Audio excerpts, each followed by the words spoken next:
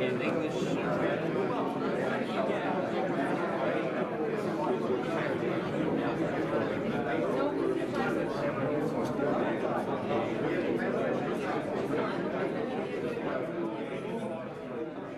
That we're here to talk about these issues.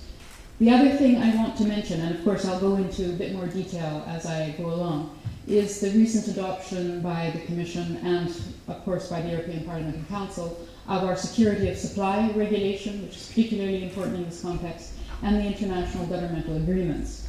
And this is something that we have to keep in the back of our minds while we're discussing these various interconnections and arrangements between other countries. I thought I had about 20 minutes, so I'll try to squeeze a bit what I was going to say, but we'll have a bit more time later during the questions and answers to go into more detail, and I'll try to squeeze a bit some of the aspects. Let me see if I can make this work. It's upside down. Ha, good. So I wanted briefly to give you a little bit of an idea of where we see oil and gas in the future. This is, of course, no one knows what will happen in the future. If we knew, we would all be rich. I'm not standing here in this room. But we still expect that imported oil and gas will continue to, even though with a diminishing consumption, continue to have an important role in the European energy mix. And this is, of course, Europe as a whole, not this specific region, it's EU as a whole, and of course there are important differences and variations between different parts of the European member states, and some countries have very different circumstances compared to others. But we still see that in 2015, for example, 70% of natural gas consumed in the EU was imported, and the vast majority of that came from three principal sources. And we expect that this import dependence will continue in the future as domestic gas consumption and gas production reduces. Now we have great hopes for Romania and some of the other areas to increase domestic production in Europe. Nonetheless, we still think that given our projections, imported gas will continue to be important in the future. And what we want to make sure of in this context is first, as I mentioned, security of supply, to make sure that we have good interconnections within Europe and from those importing countries, and to make sure that we have an adequate and homogeneous regulatory framework in which to promote trade and competition in this sector. So those are the two aspects that I think are particularly important. So the Black Sea is clearly a bridge between the production and the consumption regions of Europe, and it's absolutely strategic for the European Union's energy policy. Now, unless LNG becomes the new way of the future, we consider that, and of course it has an important element and an important role, we still see that infrastructure projects are absolutely key and essential to making sure that European security of supply and adequate interconnection continues to exist in Europe. So I'm going to show you a slide on the projects of common interest in gas in Europe. Did it come up? Yes.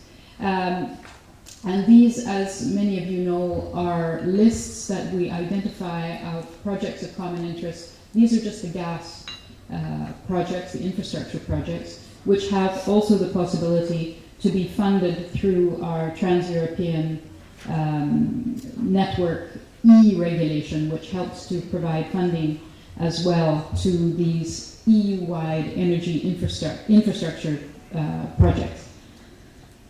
There are 9 strategic geographical infrastructure priority corridors in electricity, gas and oil, and 3 union-wide infrastructure priority areas for smart grids, electricity highways, and carbon dioxide transportation networks. So these projects of common interest are essential for completing the European internal energy market. And the last list that was adopted was in 2015, and it included 195 energy infrastructure projects that would benefit from improved regulatory conditions, increased visibility, and, as I said, the right to apply for funding from the Connecting Europe facility. We are looking now at the new list, the 2017 list of PCIs, I'll use that acronym if you don't mind. And we have a draft list prepared. There are about 173 projects on the draft list, more in electricity than in gas, but nonetheless there are a number of important gas projects on the current list. It hasn't been adopted yet, so I'm not going to reveal the secrets before the adoption takes place, but it will be certainly before the end of the year, and we're in preparation of the final adoption. The reason there are fewer projects on this year's list is because some of the projects have been amalgamated, some are concentrated, a few have been abandoned, of course. But I want to concentrate primarily on the 2015 PCI list, which includes important projects of diversification of gas supply in the region. The Minister has mentioned the Brua project, which of course is very important, it's the top of our list. We have the Greece-Bulgaria interconnection, IGB, it's sometimes called the interconnection between Greece and Bulgaria. A number of internal reinforcements in Bulgaria, a new LNG terminal in northern Greece, that's in Alexandroupolis, the Kirk LNG terminal in Croatia, the gas interconnection between Bulgaria and Serbia, the IBS, and a number of underground gas storage facilities that are to add to the flexibility of gas supply in the region. And storage is a particularly important area for us. I'm just going to show you briefly the map of the electricity projects in the region as well. And of course, the role of gas in electricity interconnection is particularly important, and I know that many of you are involved in ways of improving the interoperability, let's call it, of gas and in the electrical grid. And this is going to be particularly important in terms of our clean energy transition policy, where we want to increase the composition of renewables in the electricity composition, and the role of gas as a factor in reducing the load will be particularly important. So that's just briefly the projects of common interest in electricity. You can see them and those will be updated. Another very important area, of course, is the Southern Gas Corridor. Many of you have been participating in this, I'm sure. We had this Southern Gas Corridor, which is particularly important to bring Caspian, Central Asian, Middle Eastern and Black Sea resources to the European markets. And progress is going along very well in this area. The development of the Shah Deniz Stage 2 gas field is almost complete. The expansion of the South Caucasus pipeline is about 80% complete. The TANAP pipeline is, I have 65%, but I think it's even higher than that. And so far as I understand, the Trans-Adriatic pipeline is 58% complete. So progress is coming along very well, and we hope that the gas flows will begin by 2020 into the rest of the EU. And the Commission is maintaining its engagement with stakeholders in these projects and encouraging regular discussions to the Southern Gas Corridor Advisory Council that was set up with Vice President Šefčovič and the Azerbaijani President Aliyev to streamline the development of the corridor. We will also be having a number of discussions in this context with the Turkmens.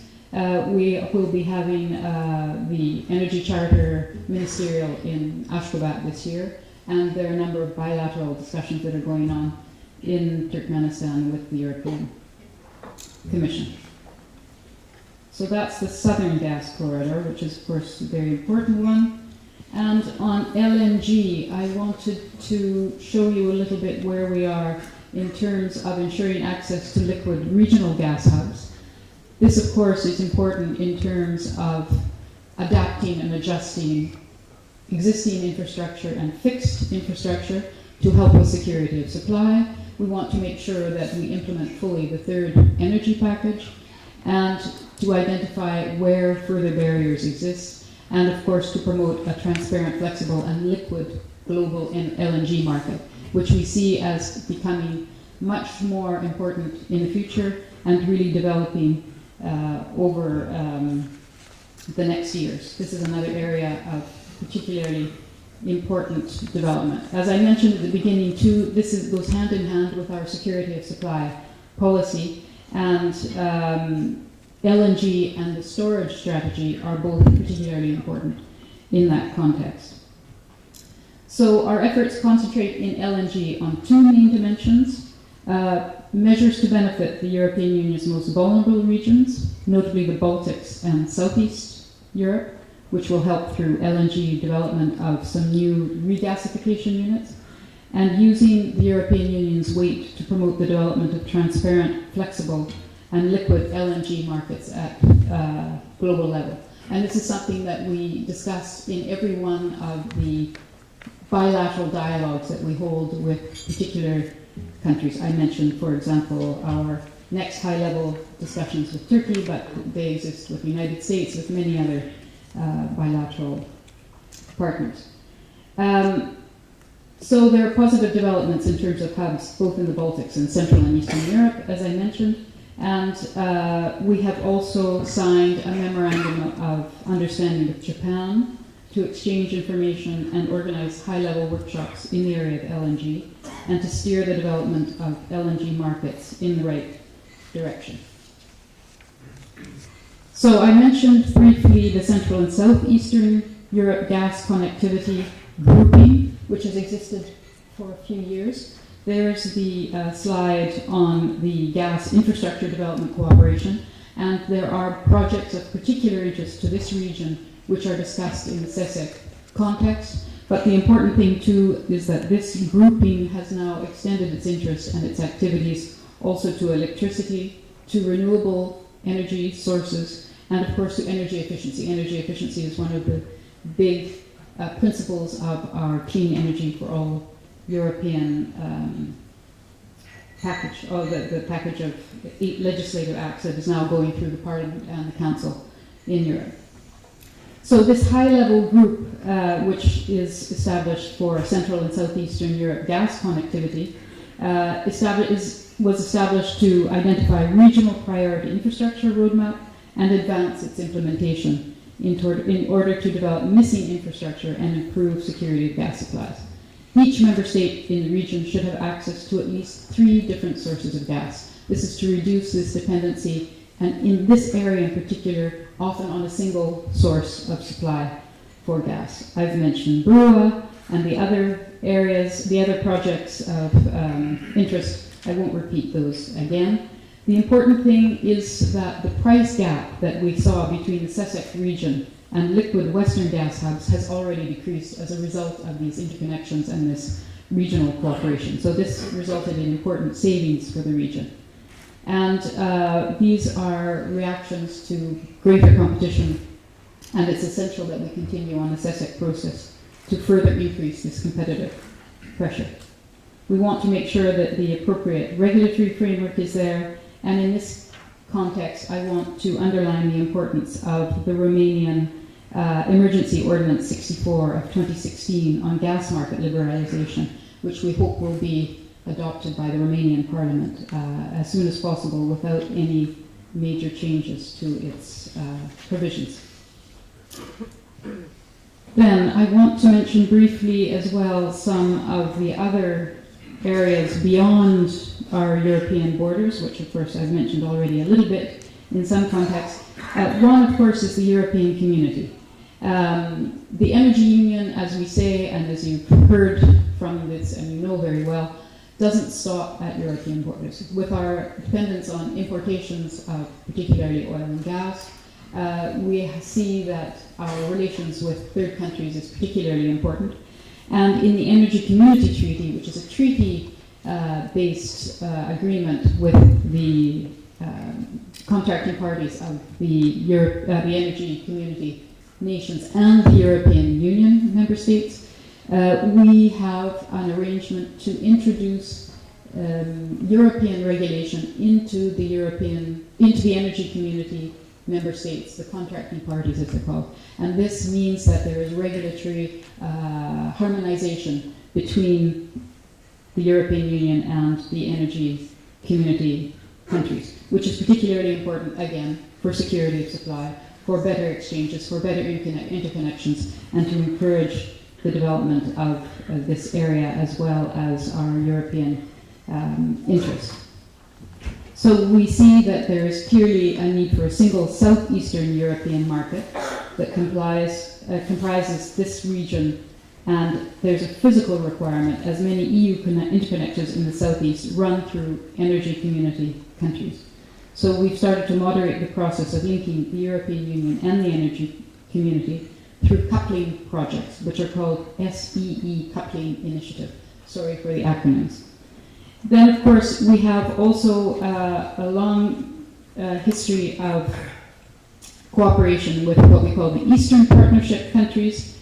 And here we have, in particular, in the area of gas and electricity interconnection, we have one of the priorities for the 20 deliverables for 2020. Gas and electricity interconnection is clearly one of the most important factors. The Eastern neighborhood countries include Belarus, Moldova, Ukraine, Armenia, Azerbaijan, and Georgia.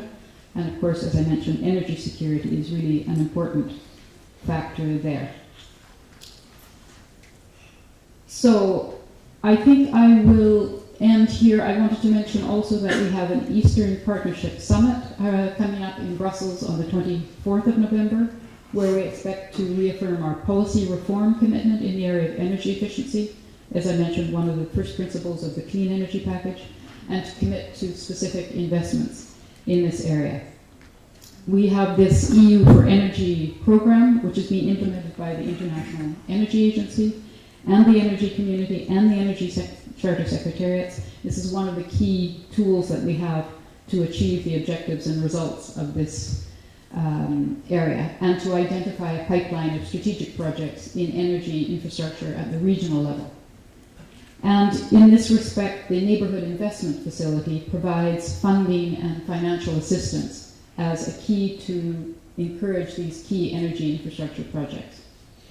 For example, it is supporting the gas interconnection of Moldova and Romania to provide Moldova with a second gas supply source. And in the South Caucasus, the NIF, the Neighbourhood Investment Facility, is supporting several projects to enhance electricity interconnections within the region and with Turkey, the Georgia-Turkey interconnections, the Georgia internal grid reinforcement, and Georgia-Armenia interconnection.